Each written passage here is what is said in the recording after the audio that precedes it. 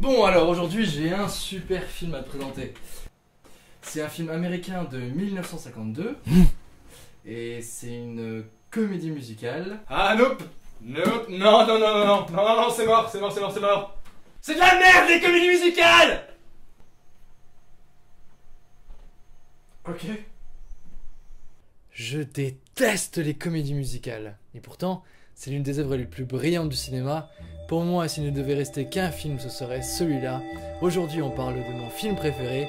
On parle de Chantons sous la pluie.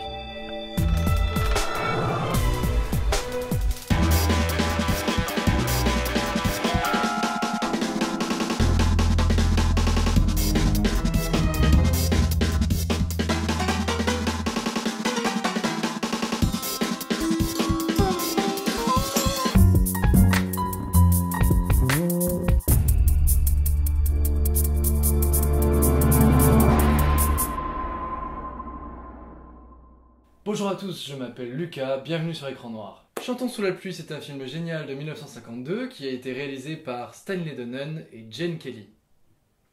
Gene Kelly, qui en plus d'être le réalisateur du film, est également l'artiste, interprète, danseur de cette comédie musicale.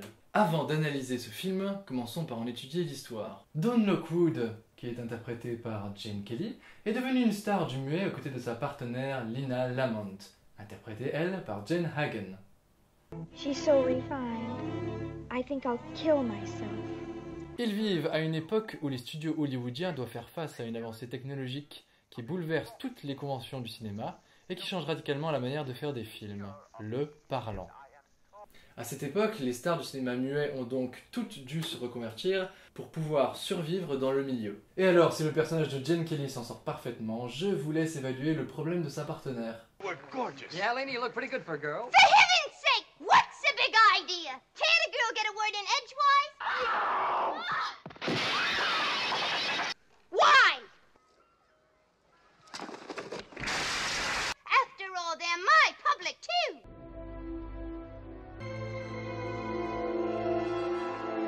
What's wrong with the way I talk? What's the big idea? Am I dumb or something? Alors les réalisateurs ont dû mélanger 5 voix pour arriver à ce résultat atroce. Enfin c'est super bien fait, mais vous aurez quand même envie de la tuer au bout de 2 minutes. Quand un film vous parle de l'arrivée du parlant, c'est donc bien que la voix des acteurs va avoir une certaine importance, comme on peut le constater avec le travail qui a été fourni pour créer la voix du personnage de Jane Hagen. Mais tout ce travail va être ruiné si vous regardez le film en français. Alors ça va me permettre de faire une petite parenthèse histoire de mettre les choses au clair une bonne fois pour toutes et pour toutes les vidéos à venir. La loi, c'est moi et l'ordre. Regardez les films dans leur version originale. Première et dernière sommation. Certains d'entre vous se disent peut-être que regarder les films en version française, ça vous permet de mieux vous immerger dans le film parce que vous n'aurez pas à vous concentrer sur les sous-titres. Mauvais calcul. Je suis la loi, je vous arrête. Je vous jure que 99% du temps, c'est la VF qui va vous faire passer à côté de votre film. On va prendre un exemple très concret pour que vous compreniez le problème de la VF. Imaginez, vous rentrez dans un bar, vous voyez ce garçon ou cette fille qui vous plaît follement, gros coup de foudre, vous prenez votre courage à deux mains, vous vous lancez pour aller lui parler, et au moment où vous ouvrez la bouche, c'est moi qui parle à votre place. Voilà. Et je n'en ai absolument rien à faire de ce que vous vouliez dire au départ, moi je vais juste essayer de garder un peu l'idée générale, et je vais simplement essayer de synchroniser mes paroles à vos lèvres. Donc déjà, la personne à qui vous parlez peut passer complètement à côté du message original que vous vouliez lui transmettre. Et bien c'est pareil pour la VF au cinéma, vous n'allez pas voir du tout le même film si vous allez le voir en VF ou en VO. C'est très rare d'avoir de la bonne VF, mais ça existe. Généralement, c'est dans les films à très gros budget qui doivent se rentabiliser sur le marché international, ils font très attention à la VF. Mais c'est également le cas des dessins animés très connus comme les Walt Disney ou les Pixar. Parce que dans les dessins animés, le doublage est au cœur même de la création de l'œuvre. Il y a des films que moi j'ai découverts en VF, comme Le Seigneur des Anneaux, qui je trouve a une très bonne VF. Même si parfois, par-ci par-là, on a 2-3 perles. Je ne suis pas un homme.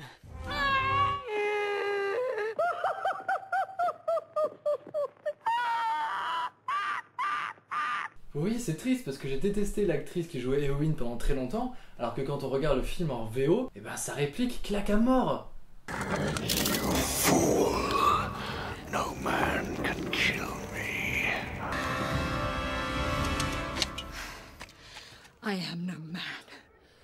Et puis alors des fois il y a des catastrophes. Notamment avec les réalisateurs qui font vraiment très attention au dialecte, qui essaient de mettre beaucoup de poésie dans leur dialogue, comme Terrence Malick. Si vous voulez vous claquer des barres et vous taper le cul par terre, regardez un film de Terrence Malick en VF, c'est un nanar.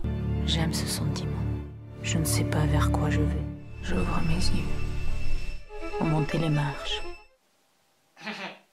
Donc laissons la VF à certains films qui mettent le paquet dessus, et au nanar. Philippe! Je sais où tu te caches! Viens ici que je te bute, enculé! Ta gueule! Viens ici, sale enculé! Salaud! Donc s'il vous plaît, rendez-vous service et respectez les films que vous regardez, regardez-les en VO. Voilà, fin de cette petite parenthèse, j'espère désormais que les choses sont bien claires pour vous. Cette pièce est désormais pacifiée. L'audience est levée. Donc Don Lockwood va tenter de traverser cette époque tumultueuse des studios hollywoodiens, qui avec le son va connaître la naissance des comédies musicales. Il va être accompagné et aidé de son meilleur ami de vaudeville Cosmo Brown, qui est interprété par Donald O'Connor, ainsi que par une jeune doubleuse et chanteuse de cinéma, Katie Selden, qui est interprétée par Debbie Reynolds. Et pour la petite info, l'actrice Debbie Reynolds est la maman de notre chère Leila dans Star Wars.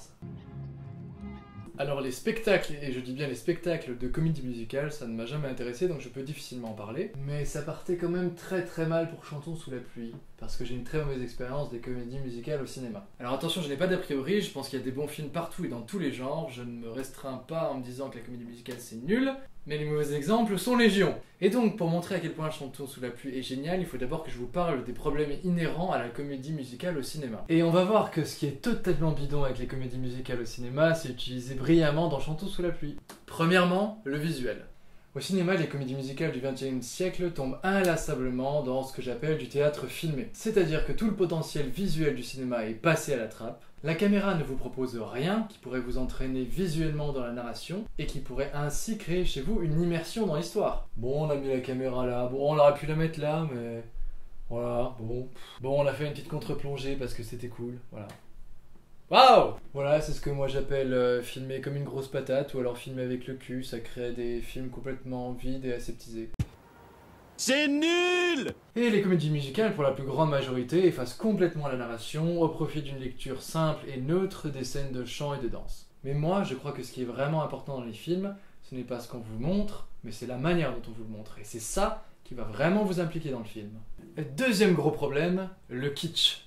C'est vrai qu'à l'écran, l'aspect idyllique des gens qui se mettent à chanter et à danser spontanément, ça veut créer de la rêverie, je comprends bien, mais pour moi ça crée vraiment du ridicule. Dans les dessins animés ça marche, mais justement parce que le dessin crée un environnement qui n'est pas réaliste et qui est destiné à ce genre de rêverie ou de délire. Il en faut peu pour être heureux, vraiment très peu pour être heureux. Mais quand on filme du réel, et surtout avec une caméra neutre, et ben là le côté rêverie ça devient super kitsch.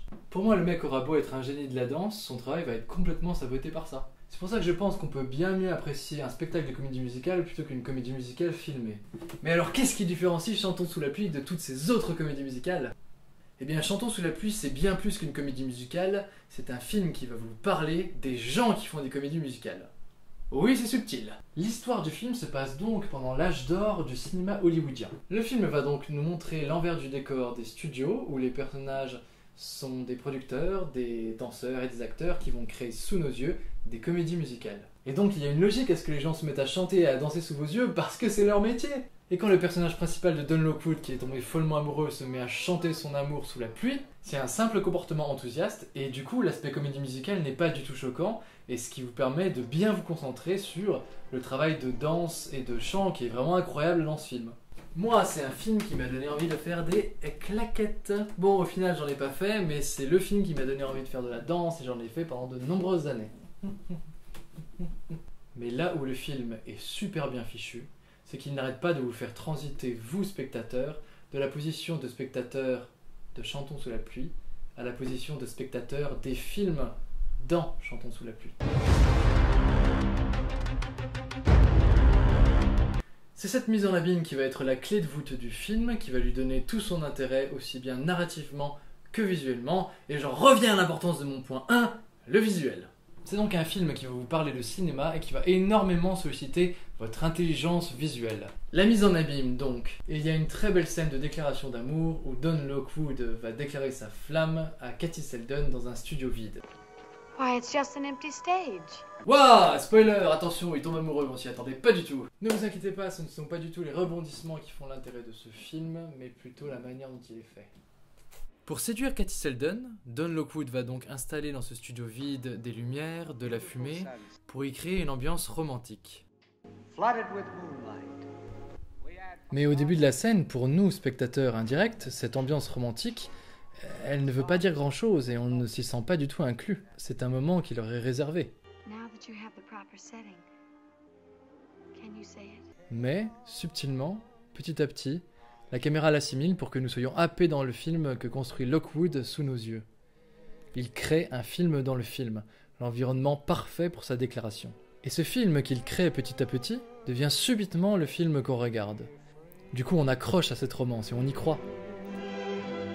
But I'm content. The angels must have sent you. Vous ressentez la force des images à mesure que vous les voyez se construire devant vous. Vous êtes directement intégré dans le processus.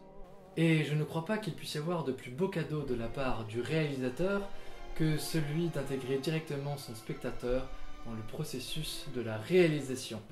Grâce au passage progressif de la caméra d'un film à l'autre, vous êtes devenu spectateur de la comédie musicale qu'a créée Lockwood sous vos yeux.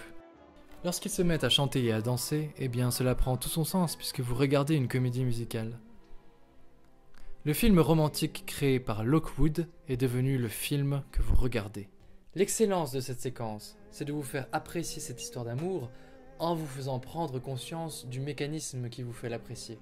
Vous avez le sentiment d'être hyper complice du réalisateur et d'avoir été placé au cœur même de l'œuvre. Le film vous a fait prendre conscience de l'intelligence avec laquelle il a été réalisé. Alors vous voyez que dans cette scène, la transition du film au film dans le film est assez marquée et assez prenante visuellement, mais dans le reste du film, ce genre de transition peut parfois être vachement plus discrète. Ici, nous avons le personnage de Cosmo Brown qui va improviser un spectacle pour redonner le sourire à son ami. Mais au détour d'un plan, maintenant, Cosmo Brown fait désormais son spectacle à l'attention des spectateurs de Chantons sous la pluie. C'est donc un procédé très subtil qui permet encore une fois, sans que vous vous en rendiez compte, de capter votre attention et de vous impliquer toujours un peu plus dans l'œuvre. Et maintenant, pour résumer tout ce travail sur la mise en abîme, je vais vous montrer une des plus belles scènes du film qui pour moi est ma scène de cinéma préférée. On pourrait croire que c'est une scène assez anodine dans le film, mais elle vous explique tout sur ce qu'est le cinéma et elle vous montre bien le génie de ce film. C'est une scène qui va nous montrer le processus filmique dans son ensemble et elle va nous expliquer comment la magie du cinéma se construit et opère.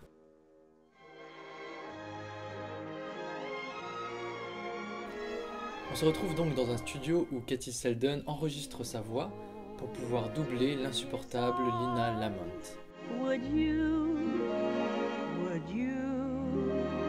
Cette chanson d'amour nous paraît très belle et très forte parce que Katie Seldon la chante directement à son amoureux. They met as you and they were only friends. La chanson de Katie Seldon est donc enregistrée.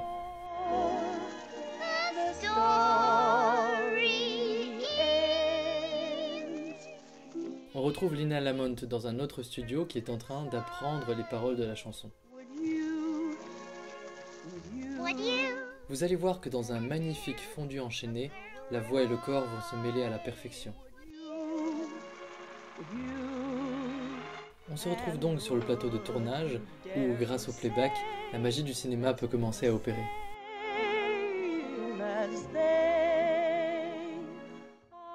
Avez-vous remarqué qu'on venait subtilement de passer à la place de la caméra qui enregistre la scène? Et le reste se passe de mots. And would you dare to say, let's do the same as they? I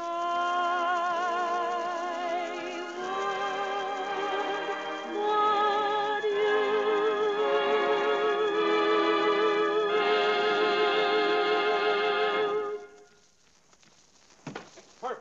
Oui, donc j'ai oublié de vous dire, une petite mise au point, ce n'est pas l'actrice Debbie Reynolds qui chante vraiment sur cette chanson, mais c'est en fait Jen Hagen qui la double. Donc Jen Hagen n'a pas du tout cette voix horrible qui lui a été prêtée. C'est en fait une très bonne chanteuse, et donc pour résumer, c'est Jen Hagen qui double Debbie Reynolds qui la double. Un autre point très important qui rend ce film génial, c'est drôle. C'est très très drôle. Le film est une très bonne satire des milieux du cinéma où, comme l'on peut s'y attendre, tout le monde joue énormément sur les apparences. Come on! Give my hand! I'm not prepared. I really am not prepared at all. Yeah! This is a surprise, I'll tell you. Et comme les personnages jouent sur les apparences, le film va une nouvelle fois jouer sur le visuel. Don Lockwood et Katie Seldon vont tomber amoureux dans des conditions bien particulières que je ne vous raconte pas, que je vous laisse découvrir, mais où chacun joue énormément sur les apparences. Il y a l'image qu'ils essayent de donner d'eux et qui ils sont vraiment, et de découvrir petit à petit leur vraie personnalité, c'est vraiment très rigolo. Pendant la toute première scène du film, Don Lockwood va décrire à son public comment il a gravi les échelons à Hollywood. Dignity. Always dignity. Sauf que les images qui sont censées illustrer ce parcours emblématique nous montrent exactement l'inverse. Ce montage d'images qui nous montre que la vérité est exactement le contraire de ce que raconte Don Lockwood, ça nous fait rire à ses dépens, et du coup on est vachement plus complice avec le réalisateur qu'avec les personnages. En tant que seul témoin de ce jeu visuel, nous sommes directement impliqués dans la réalisation, ce qui facilite totalement notre implication dans le film. Nous devenons bien plus que des spectateurs, nous devenons des spectateurs à qui l'on peut confier les clés de la narration. Et c'est ça, la réalisation au cinéma. C'est visuellement drôle, et c'est même beaucoup plus important que si c'était simplement drôle par les dialogues. Le visuel, encore une fois, c'est la spécificité du cinéma, et c'est ce qui fait sa force. C'est le langage visuel qui va être établi entre vous et le film qui va le plus capter votre attention. Et dans Chantons sous la pluie, c'est un procédé qui est vraiment poussé à son paroxysme. En règle générale, les bons films, pour moi, dans le cinéma, ce sont ceux qui vont utiliser intelligemment ce qui discerne le cinéma des autres arts. Les techniques visuelles qui lui sont particulières. Alors le film n'est pas parfait, il a des défauts, notamment le passage où l'on nous montre réellement une comédie musicale. C'est donc un passage où les personnages vont créer une comédie musicale et vont montrer le résultat final à leurs producteurs. Et nous, spectateurs du film, nous allons devenir spectateurs directs de cette comédie musicale. Et ben on tombe complètement dans la comédie musicale vide de sens que je n'aime pas du tout. Mais c'est néanmoins un bon exemple dans le film pour vous montrer justement à quel point Chantons sous la pluie se distingue des autres comédies musicales plus basiques. Alors dans ce passage, on a toute la routine de la comédie musicale, on pense que beaucoup de figurants vont impressionner le spectateur. Et même si pendant cette courte comédie musicale, on a des passages de rêverie qui sont très séduisants, en fait c'est juste une excuse pour nous montrer à l'écran pour la première fois les jambes de Sid Charisse.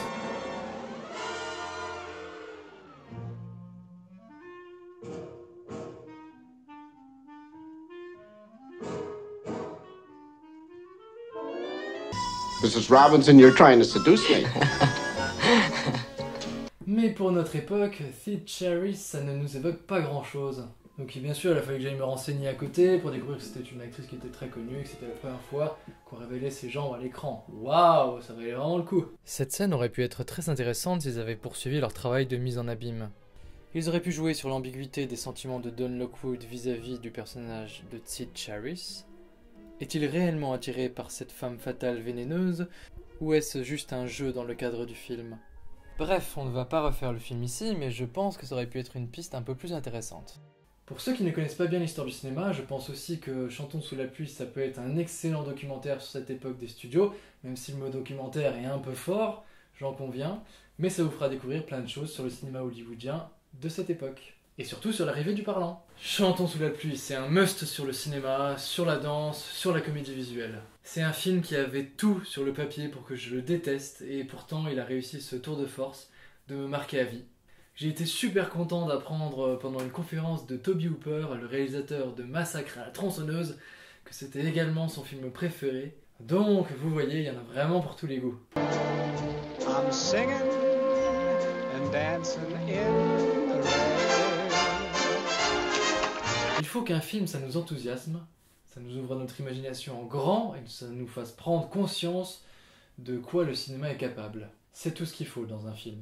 Oui, c'est un film de 1952, oui, c'est une comédie musicale, mais Chantons sous la pluie, c'est un film qui va vous faire magnifiquement prendre conscience de tout le potentiel du cinéma. Alors surmontez vos a priori, ne passez pas à côté et foncez. Je me porte garant de cette superbe expérience. Ah, je t'aime. I know. Et bien voilà, j'ai terminé ce premier travail sur Chantons sous la pluie, ça m'a fait très plaisir de le faire. Maintenant je vous dis à très bientôt pour une prochaine vidéo. Bye bye.